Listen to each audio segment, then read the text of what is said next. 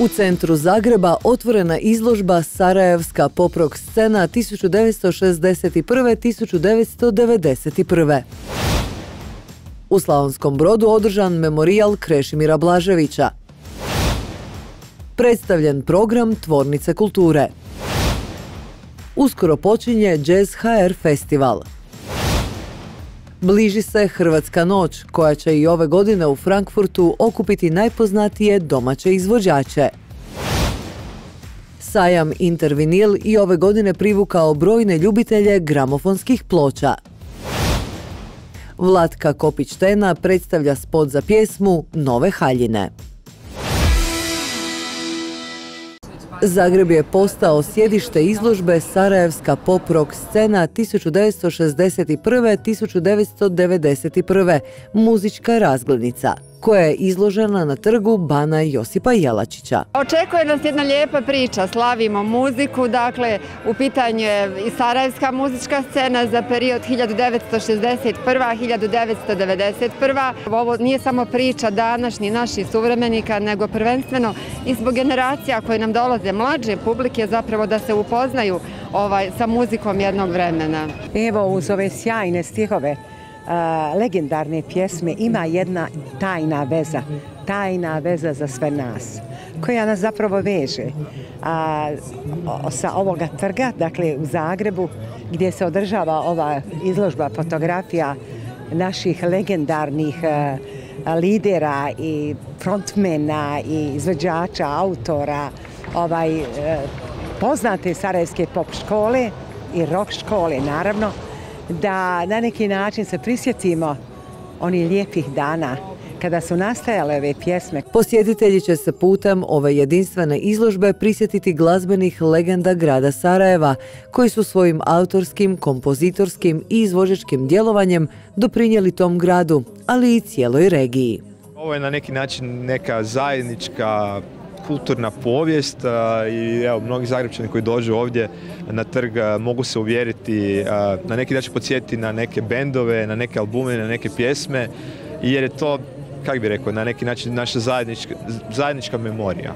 I svi znaju kad su određene pjesme slušali, podsjeti ih na neke trenutke u životu, emotivne i mislim da ono, jako su pozitivne reakcije jer izaziva neku sentimentalnost i neke tople osjećaje. Ono što je veoma lijepo vidjeti, ovo je jedan sjajan podsjetnik prije svega građanima i građankama grada Zagreba, da se podsjete na dane kako se je stvarala pop rock scena i na kraju krajeva da se prisjete nekih svojih dragih bendova, pjesama koje su slušali i da ih preporuče možda svojoj djeci, svojim unucima.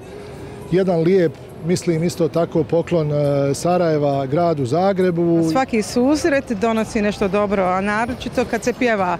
Ko pjeva zlo ne misli, nije džaba ta bila rečenica korištena u našem jeziku. Muzika je naš život, s njom se rađamo i umiremo. Tako da, šta reći, muzika nas je i večeras spojila zajedno, građane i Sarajeva, i Zagreba, i sve one koji vole muziku, dobru muziku. A Bosna i Hercegovina i Sarajevo su još tih godina su bili rasadni. Predstavljeni su neki od najvažnijih izvođača poput Crvene jabuke, Indeksa, Bijelog dugmeta, Dine Merlina, Valentina i brojnih drugih. Pa to je moje vrijeme. Mnogi su mlađi od mene i mnogi su učili od mene, tako da mislim sve znamo o njima. I drago mi je da ima neki mladi bendova o kojima se ne priča puno kao Kongres. Uvijek su mi bili dragi i bliski, ko moja djeca, A ova stara generacija sve se istovremeno događa. Od Bijelog dugmeta, ovih starijih bendova. Zvali su me umjetnički Manda. Snimalo se kod Mandi, imao sam tonski studio 10 godina. 1 milion ploča je možda snimljeno. Nervozni poštar je bila najtiražnija, ona Vazda Gazda. Jako mi se dopada, stigla sam pogledati jedan dio, ne još sve, ali pošto će to biti neko vrijeme ovdje, onda sigurno ću malo detaljnije pogledati. Ono što mi se iznimno dopada je atmosfera koja je baš topla. Imam osjećaj kao da je duh Sarajeva evo danas u centru Zagreba. Ova izložba vraća nas u prošlost u vrijeme kada su danas kultni bendovi pisali prve stranice svoje glazbene povijesti. Kada smo živjeli bezbrižno, kada nas je zaista muzika i lijepi tonovi, lijepi stihovi povezivali onako bez razloga i bez razmišljanja i bez razlike odakle je ko, dakle pjesma je odlazila iz Sarajeva diljem svijeta. I zaista se radujem da sam došla danas ovdje. Ali mi se sviđa, ideja je fantastična.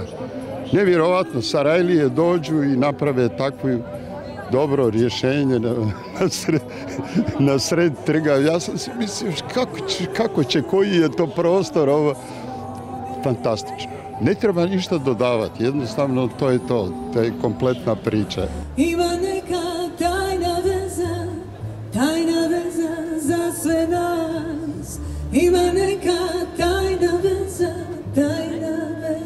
za sve nas. Sviro svih snova i svjetova.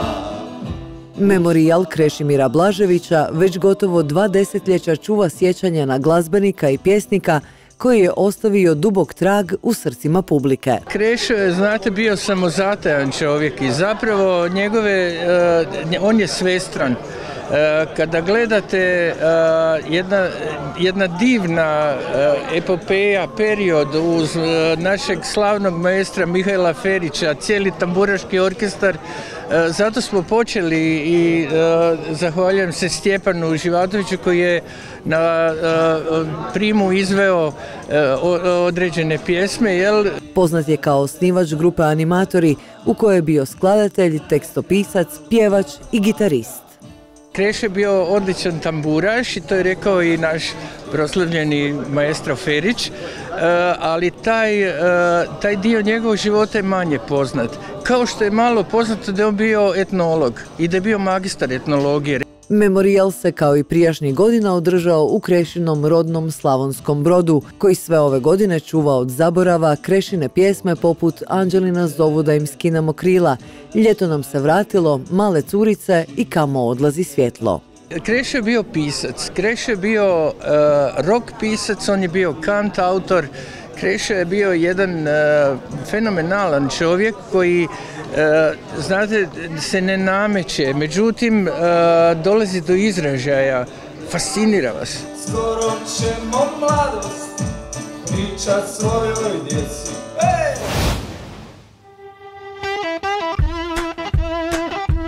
Za preostalih 100-tinjak dana u ovoj godini najavljeno je više od 30 koncerata i festivala u Tvornici kulture. Par mojih osobnih favorita tipa Art and Lily, koji su uvijek super zvuče kod nas, Električni orgazam, Klač koji je ovdje odsvirao neke fantastične gigove, također jedan osobni favorit Let 3 koji će svirati Bombardiranje Srbije i Čačka, Ravenettes nas dolaze tamo krajem godine.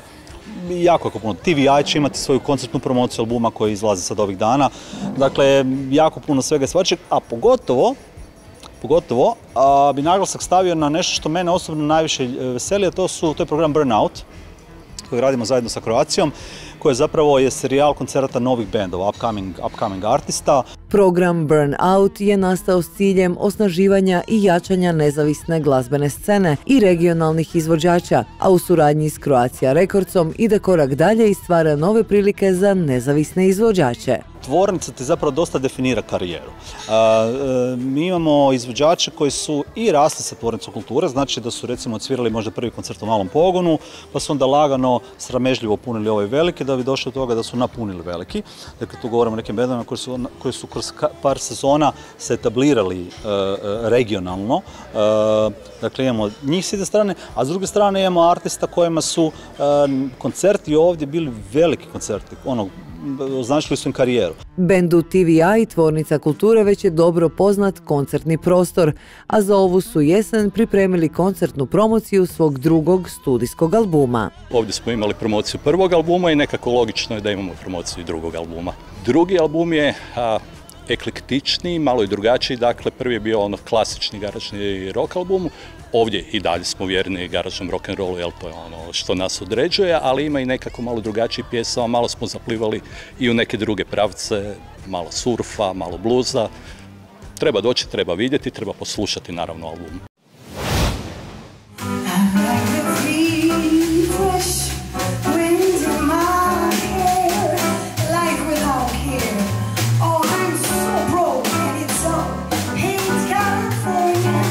Jazz HR festival održat će se od 22. do 24. rujna u Tvornici kulture, a prvi je to festival pod umjetničkim ravnateljstvom Borne Šercara. Naša zadaća je, to jest i moja, nekako podržavati hrvatsku scenu i regionalnu, znači u smislu ne možemo sad samo biti bazirani na američke muzičare, već moramo dati priliku našim muzičarima koji su stvarno izuzetno talentirani, a i zapravo u rangu svjetskih, koji nažalost nemaju baš svi prilike nekako i doći na svjetske pozornice, tako da moja i naša zapravo nekakva zadaća je podržavati. Festival će svojim nastupom otvoriti Big Band Bjelovar pod vodstvom saksofonista, skladatelja i aranžera Brune Bišćana. Pripala nam je čast da otvorimo ovogodišnji Jazz HR.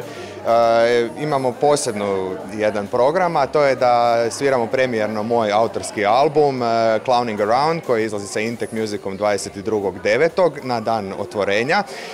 I uz to imamo i posebnog gosta Matiju Cveka, s kojim ćemo izbor aranžmana sa našeg prvog studijskog albuma Izbirljivo i namjerno. I imamo Brunu Bišćana koji je i rangiran i u Downbeatu, nisam sad siguran, ali možda i dobio neku nagradu za aranžman. Super talentiran, mladi čovjek. Nakon toga imamo Antu Jeličića i kvintet sa pjevačicama Elenom Stelom i nakon toga Nina Čorić, također pjevačica sa Balkan Zoo. To, ajmo reći, nije samo jazz, nego i plesna glazba, world music.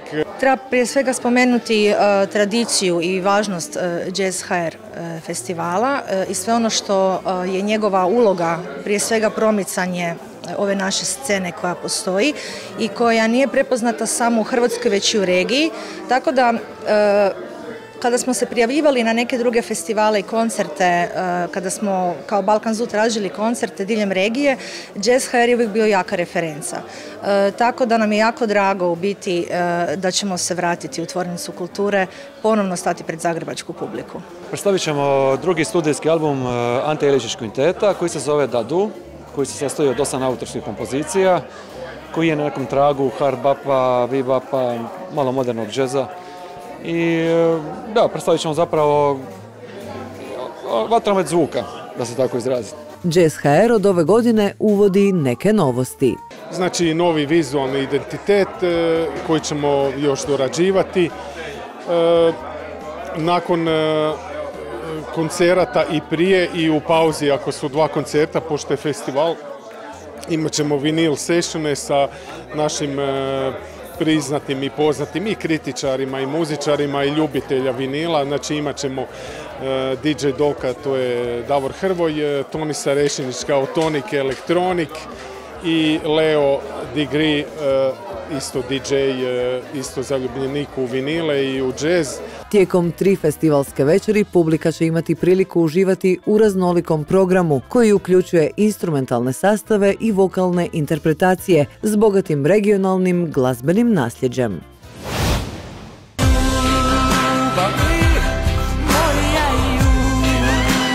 Frankfurt će 15. studenog sijati u bojama Hrvatske. Najveća glazbena imena okupljaju se na jednom mjestu i obećavaju noć punu emocija, pjesme i ponosa. Od Dalmacije do Slavonije, od zabave do nostalgije, sve vas čeka na Hrvatskoj noći koja svake godine okupi najpoznatije izvođače. Nastupaju Miroslav Škoro, Dalmatino, Mate Bulić, Petar Grašo, Doris Dragović i ostali poznati izvođači.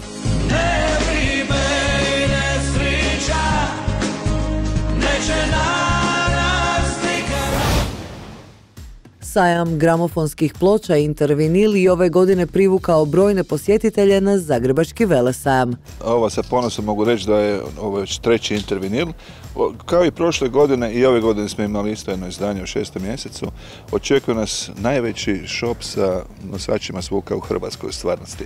A to je Intervinil sa preko 30 izlagača i preko 40.000 nosača zvuka svih kategorija, od €1 na više. Gramofonske ploče su posljednjih godina doživjele svoju ponovnu popularnost i zaživjele su među mlađom populacijom. Drago mi je da je Croatia Records ima svoj štand i da se ta domaća scena proširi među mladima. Drago mi je da su mladi, znači recimo koja moja djeca, čak i mlađi, prihvatili povratak vinila i zaključili da im je to odličan nosač zvuka i žele nešto imati u fizičkom posjedu. A to je upravo ploča koja je i knjiga, kao nazvati to glazbenom knjigom. Na sajmu su se nudila brojna izdanja, svatko je mogao pronaći nešto za sebe, a neka izdanja su i kod strastvenih kolekcionara ploča izazvala nostalgiju. Sjećam se to, kupio sam u Jugotonu, znači prije Croatia Records u Bogovićevoj ploču 24 Karat Deep Purple, 74. godine kad sam imao 12 godina. Još neke ploče sam onda kupio, to su bile grupa The Doors, te se grupe i dan danas volim, i kupio sam grupu Jethro Tull. Ljubav je ta koja se jednostavno traje cijeli život. To se zove na engleskom vinyl addiction, ali s druge strane riječ je i o strasti sakupljanja.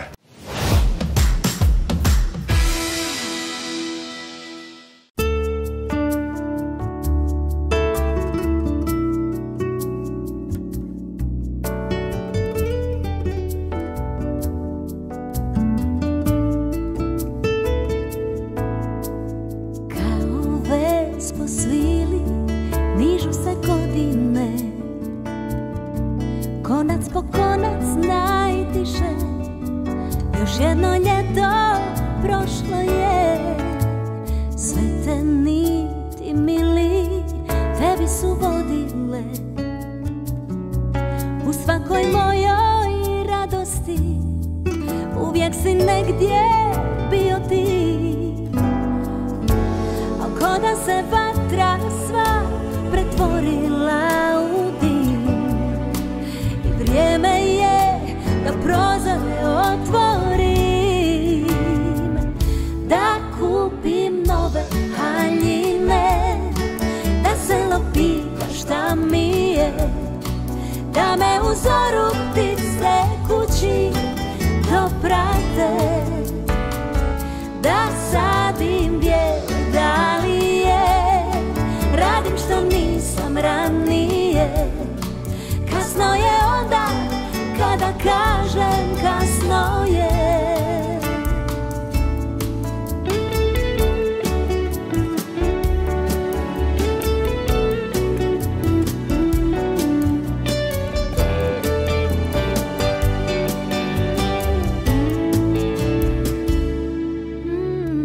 Kao vez po svili nižu se godine, kuda će moja rijeka teć, tvoja je bila zadnja riječ. I zato se vatra sva pretvorila u dim, i vrijeme je da prozore otvorim, da kupim nove haljine, da se lopita šta mi je, da me u zoru ptice kući doprate, da sadim bijele dalije, radim što nisam ranije. Kasno je onda kada kažem kasno je, da kupim nove haljine, da se lopita šta mi je, da me u zoru ptice kući doprate, da sadim bijele dalije, radim što nisam ranije.